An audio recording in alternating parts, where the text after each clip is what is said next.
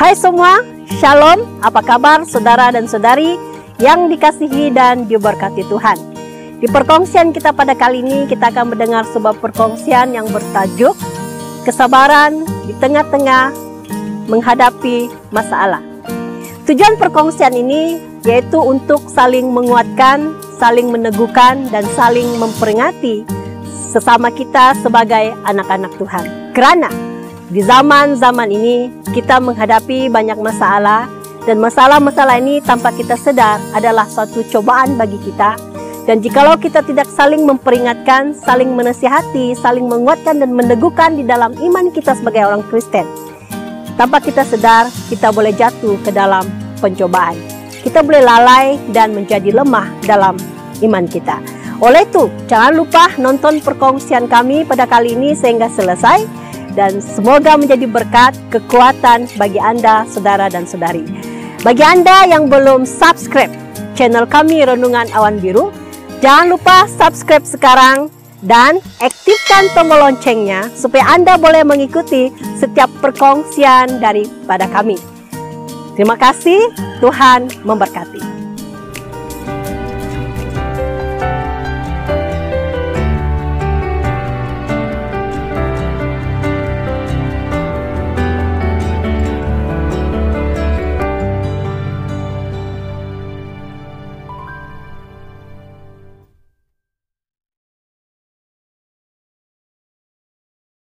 Perkongsian kita pada kali ini bertemakan kesabaran di tengah-tengah menghadapi masalah.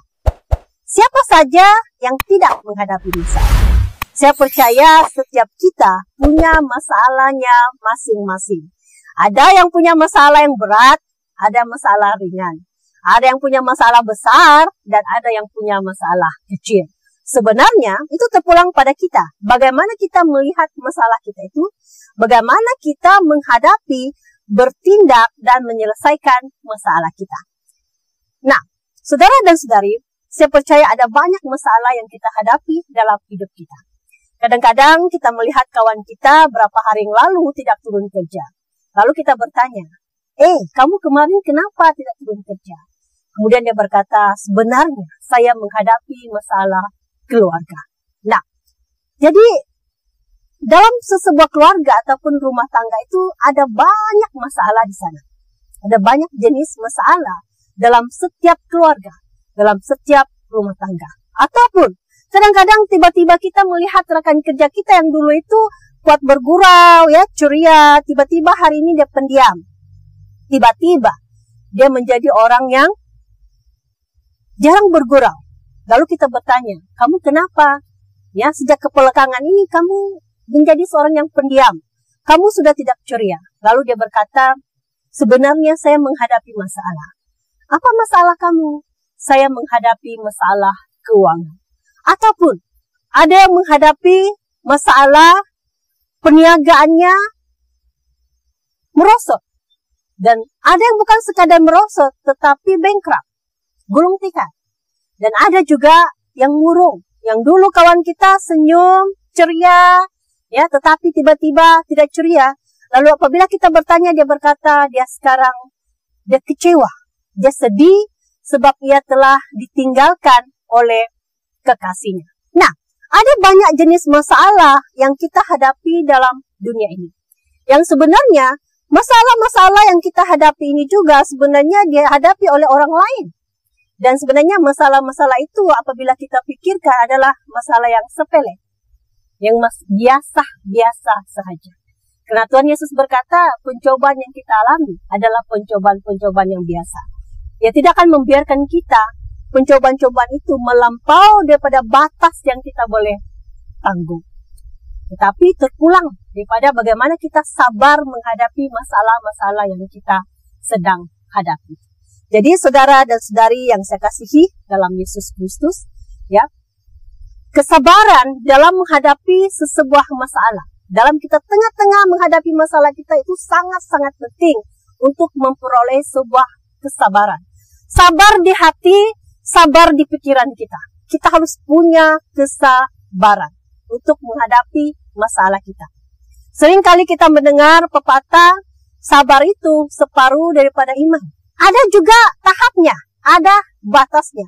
Tetapi sebagai orang Kristen, bagi kita kesabaran itu bukan separuh daripada iman. Tetapi sabar itu adalah orang-orang yang beriman. Dan ya, kesabaran itu tidak ada batasnya, saudara.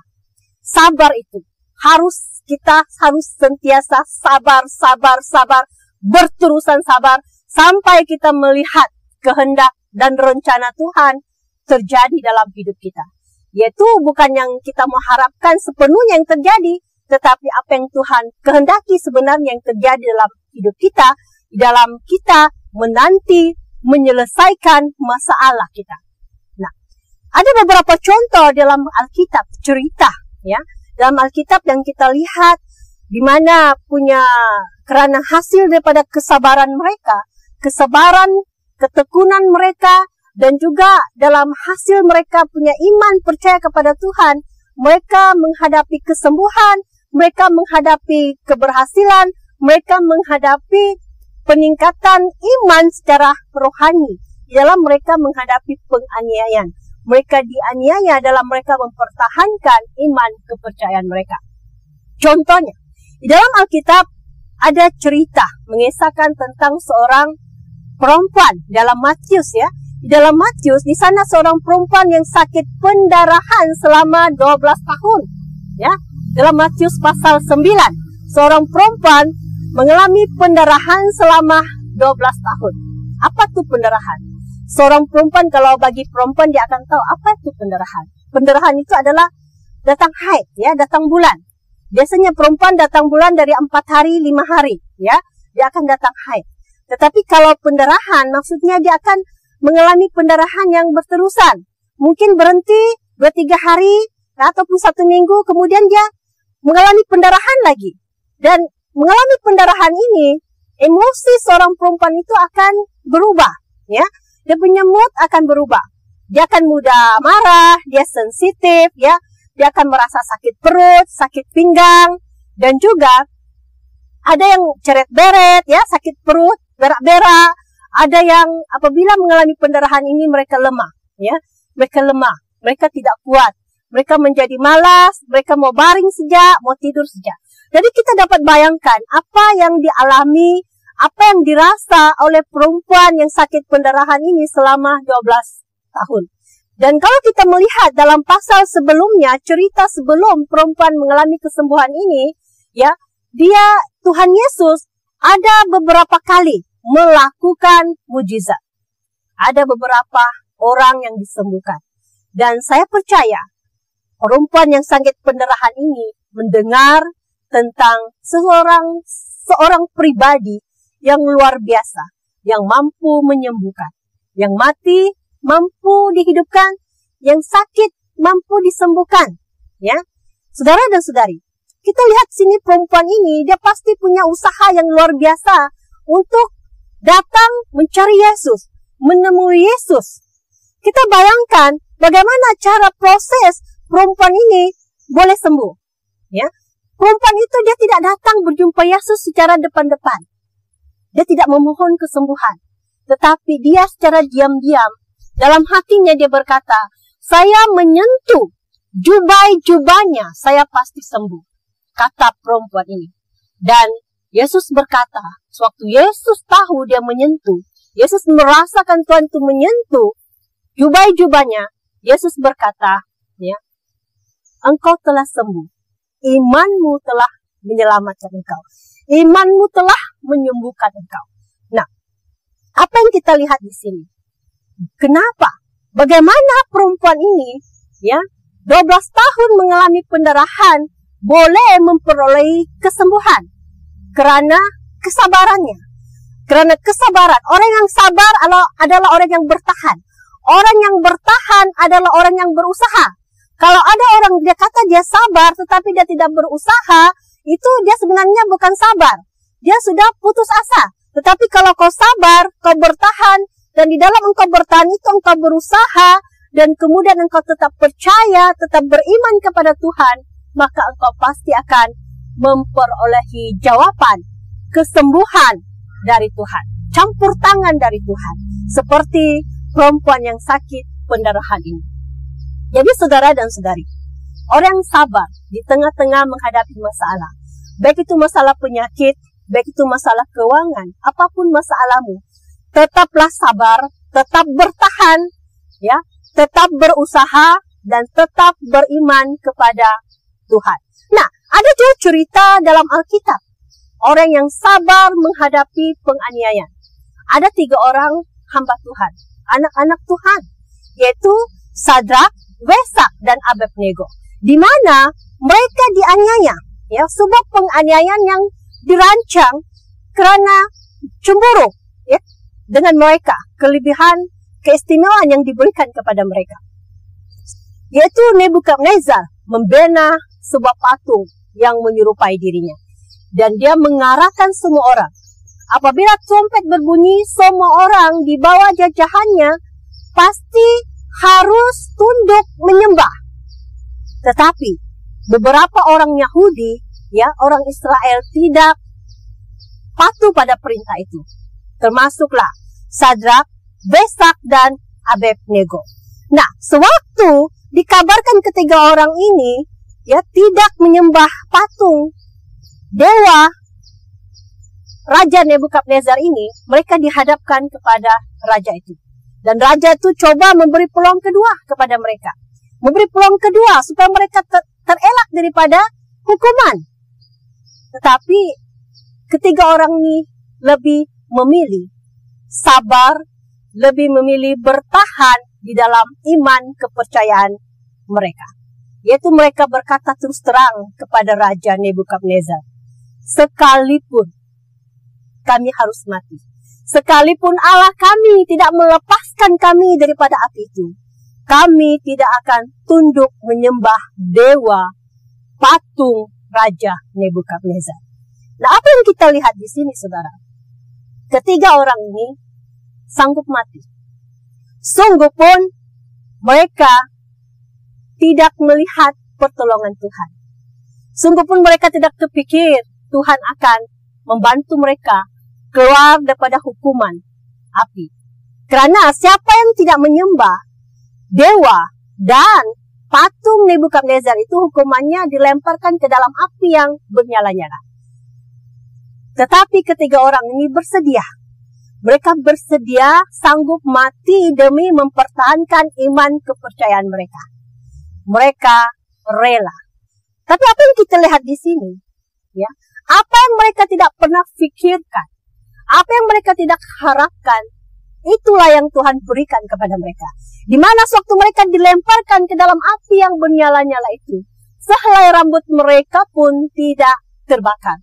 Bahkan tubuh mereka, sewaktu mereka keluar daripada perapian itu, langsung tidak ada tercium bau api. Bau panas langsung tidak ada tercium sekalipun. Begitulah hebat dan luar biasanya Tuhan, saudara. Apabila kita tetap memilih sabar, tetap memilih bertahan, tetap memilih berusaha, tetap memilih bertahan menjadi anak-anak Tuhan, tidak mengikut amarah kita, ya, tidak mengikut nafsu keinginan kita manusia untuk menyelesaikan masalah kita secara singkat. Singkat cerita, saudara, ceritanya yang lebih mudah dimengerti, ya. Maksudnya bagaimana kita boleh tetap sabar. Apa poinnya kita boleh tetap menjadi sabar? Sabar itu adalah orang yang bertahan. Sabar itu adalah orang yang berusaha. Sabar itu adalah orang yang beriman. Tetapi macam mana kita boleh tetap sabar? Kuncinya adalah kalau kita punya kasih. Kasih kepada Tuhan kita. Terutama kasih kepada Tuhan. Kalau kita punya kasih kepada Tuhan, barulah kita memperoleh kesabaran. Sebab dalam apapun tindakan kita, kita pasti lebih memikirkan, apa kata Tuhan? Apakah perbuatan saya ini sesuai dengan kehendak Tuhan ataupun tidak? Apakah perbuatan saya ini dosa ataupun tidak? Itu orang yang mengasihi Tuhan. Apapun yang dia mau lakukan, dia akan lebih dulu pikir, apakah yang dia lakukan ini sesuai dengan kehendak Tuhan ataupun tidak. Cerita dia seperti seorang, seperti ibu bapak, ya, seperti ibu dan ayah. Ibu dan ayah, kalau dia tidak sabar, ya, tidak sabar mengasuh anaknya, menjaga anaknya dari kecil, membesarkan anaknya, menyekolahkan anaknya, yang memberi pendidikan, pelajaran, kehidupan. Ya, kalau dia tidak sabar, sebab ada anak-anak nakalnya luar biasa, degilnya luar biasa. Tetapi karena kesabaran orang tua, mereka dapat membesarkan anak-anak mereka. Mereka dapat menyekolahkan anak-anak mereka. Mereka dapat menjadikan anak-anak mereka orang-orang yang luar biasa. Itu karena orang tuanya sabar. Dan juga, singkat cerita juga, ya, sabar itu apabila seorang anak berjaya menjaga orang tuanya yang sudah uzur, yang sudah tua, ya, sangat lanjut usia. Pergi tandas pun dia tidak larat sudah. Makan pun mau disuap. Terkencing, terberak di tempat tidur, ya. Mereka sudah tidak lagi wangi. Mereka sudah berbau kencing, ya. Kalau tidak dibersihkan, mereka sudah tidak tahu membersihkan diri mereka. Tapi bagaimana seorang anak mampu tetap menjaga orang tuanya yang sudah uzur, yang sudah lanjut usia? Itu semua karena mereka mengasihi ibu bapa mereka, ya. Bagaimana seorang ayah mampu membesarkan anaknya, menyekolahkan anaknya, sehingga menjadi seorang yang berguna? Itu karena ayah itu, ibu itu mengasihi anaknya. Demikian halnya kita dengan Tuhan. Bagaimana kita mampu bersabar menjadi anak-anak Tuhan dalam kita menghadapi masalah persoalan yang kita hadapi dalam dunia ini. Bagaimana kita boleh bersabar? Kalau kita memiliki kasih kepada Tuhan, itu paling penting. Kunci bagaimana kita tetap memperoleh kesabaran dalam hati kita, jikalau kita tetap mengasihi Tuhan. Dan kalau kita mengasihi Tuhan, kita punya kesabaran. Karena apapun yang kita buat, kita pasti lebih dulu tanya Tuhan. Lebih dulu pikir, betulkah ini? Tuhan setuju atau tidak? Dengan demikian, kita boleh bersabar, kita boleh bertahan, kita tetap boleh ikhtiar, tetap boleh berusaha, dan tetap mempertahankan iman kita. Apapun tawaran dunia untuk memperolehi pertolongan jalan yang singkat, kita akan menolak itu kalau bertentangan dengan firman Tuhan. Jadi saudara dan saudari, tetaplah sabar menghadapi masalahmu. Jangan selesaikan masalahmu cara dunia. Jangan selesaikan masalahmu dengan cara yang kasar.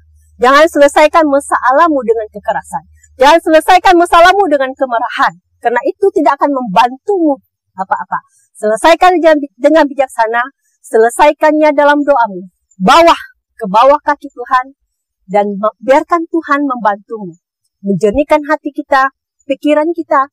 Agar tajam dan jernih. Tuhan akan membantu kita melihat, memperolehi jalan penyelesaian. Percayalah saudara, kalau kita memilih mengasihi Tuhan, kita memilih sabar, kita memilih mentaati Tuhan, Tuhan akan campur tangan.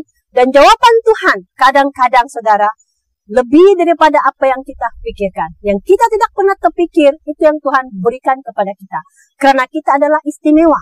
Kita adalah biji mata Tuhan yang Tuhan jaga. Demikianlah perkongsian kita pada kali ini. Semoga Anda diberkati. Kita bertemu lagi di lain perkongsian.